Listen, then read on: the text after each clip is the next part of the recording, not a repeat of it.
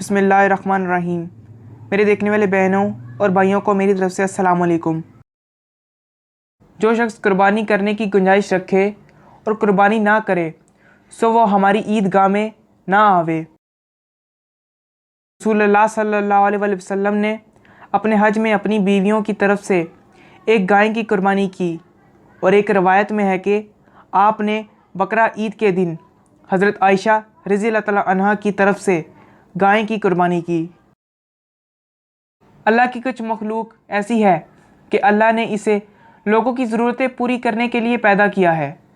لوگوں کو جب کوئی حاجت پیش آتی ہے تو گھبرا کر انہی کے پاس جاتے ہیں۔ ایسے لوگ اللہ کے غضب سے محفوظ ہیں۔ تمہارے بہترین احکام وہ ہیں جن سے تم محبت کرتے ہو اور وہ تم سے محبت کریں۔ ہم انہیں دعائیں دو، وہ تمہیں دعائیں دیں۔ تمہارے بدترین احکام وہ ہیں جن سے تم نفرت کرو اور وہ تم سے نفرت کریں۔ تم ان پر لعنت بھیجو، وہ تم پر لعنت بھیجیں۔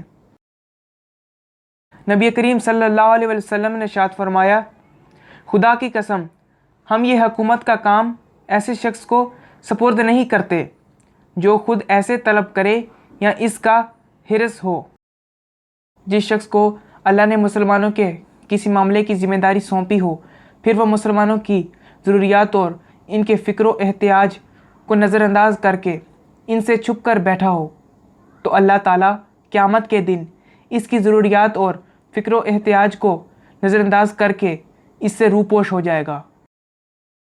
بلا شبہ انصاف کرنے والا رحمان کے دائیں ہاتھ اور اللہ کے دونوں ہاتھ دائیں ہاتھ ہیں، نور کے ممبروں پر ہوں گے۔ یہ لوگ وہ ہیں کہ جب تک حکومت سنبھالے رہے اپنے فیصلوں میں، یہاں تک کہ اپنے گھر والوں کے معاملے میں بھی انصاف سے کام لیں۔